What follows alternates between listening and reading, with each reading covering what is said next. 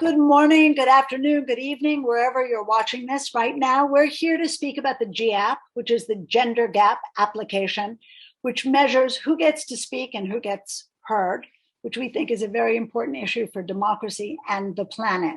We wanted to go past measuring, just counting the numbers of women in conferences, representation of women, going into actually active participation and influence of people at conferences by looking at speaking time, the topics, the role they had at the conference, and also the delegated authority that they had at the conference. So I'm Caitlin Kraft-Buckman. I'm CEO of Women at the Table. This is my colleague. I'm Satish Viswanathan. I lead social impact for ThoughtWorks India. Who very, very kindly and incredibly generously were the architects and builders of this particular application that we think is relatively groundbreaking. So, why does it matter at all? Well, we think a picture tells 1,000 words, and here's the Munich Security Conference just last week at the CEO luncheon. We know that at the COP, 74% of the plenary speakers were male. We know at the last month's WHO executive board meeting, 91% of the heads of delegations in a post-COVID world trying to figure out how vaccinations should be given to everybody on the planet, 91% of the heads of delegations were male. So we believe this is still a very, very burning issue, and we would like to use the software to sort of delve into some of the stats.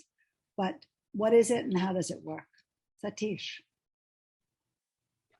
So for the GAP to work, we essentially need two sets of information. One is structured data, like the details about the conference itself, the sessions as part of the conference, and the details of registrants at the conference. So this is anonymized data, but includes demographic information such as gender and age, which region and country, and what their role in the conference is. So that's one part.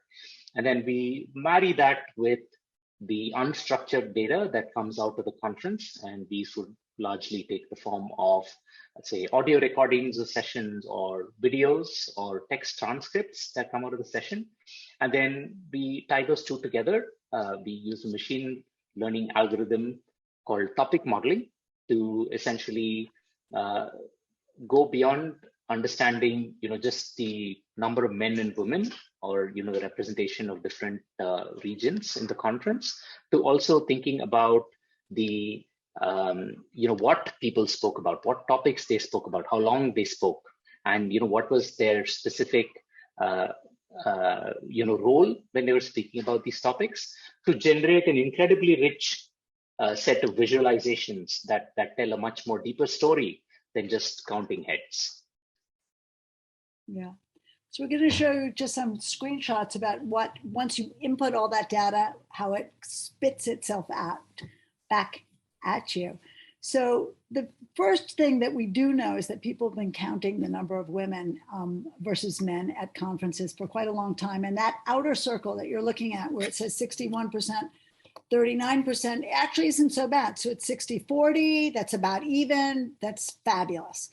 That those were the registrations at this conference. But when you start looking at the inner circle, which is the speaking time, you see that men are actually speaking 70% of the time and women are speaking 30% of the time. So the data that's just about the registrants doesn't tell the full story at all, which leads us to the next thing that we start to look at: who is speaking from where, and breaking it down by the political regions of the UN.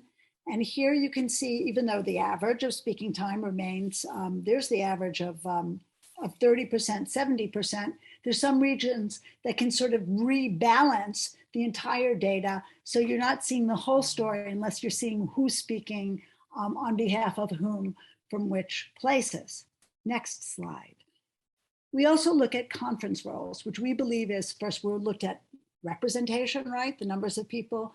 We look at participation in terms of speaking time. Now we're looking at proxies for influence at a conference. And as I mentioned before, the WHO Executive Board, 91% of the heads of delegation were men. That is more than a proxy for influence. It is influence. It's deciding who gets to speak, who gets to vote, who gets to decide. So we look at head of delegation, delegate, and observers or non-voting members. Next slide, please. We also look session by session at the speaking time by session roles. And here at this IPU Interparliamentary Union event, they knew that their Secretary General and the chair that was elected at that particular session were both men, so that it would be all men speaking.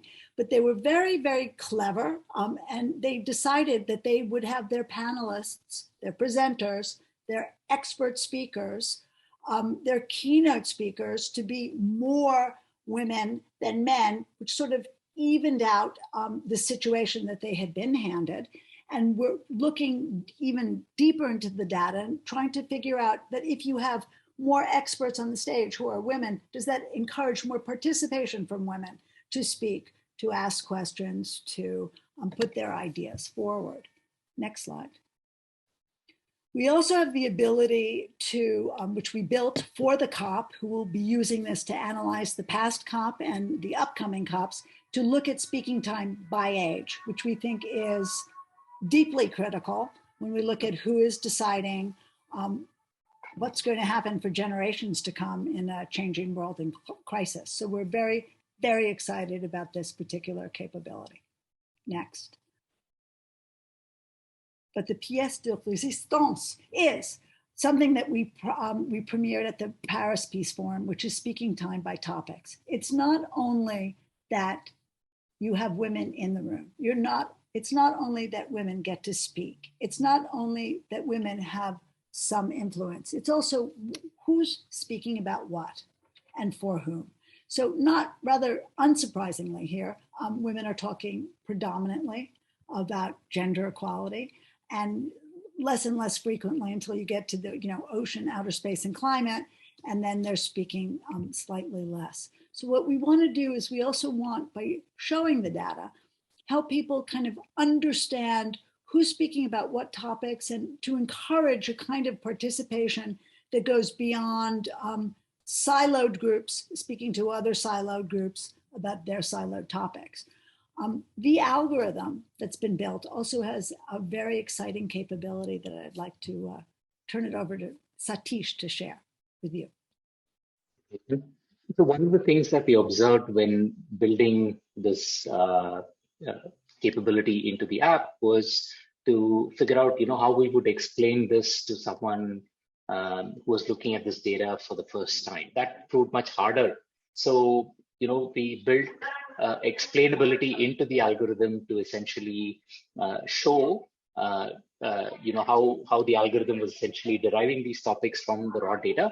And that led us to believe that for, any, machine learning project, it is very important for explainability to be a first-class citizen, and for us to build this from the beginning, because otherwise we are quickly staring at a world where, if machine learning and AI really, grows at the level it is today, we'd be looking at essentially algorithms that are completely unaccountable and, potentially putting people at great harm.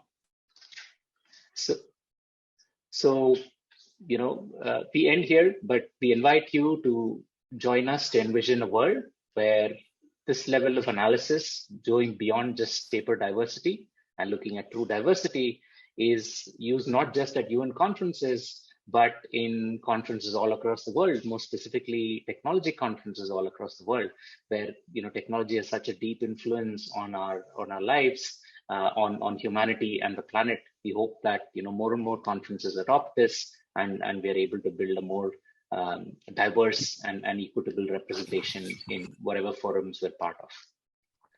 Thank you. Thank you. Thank you very much.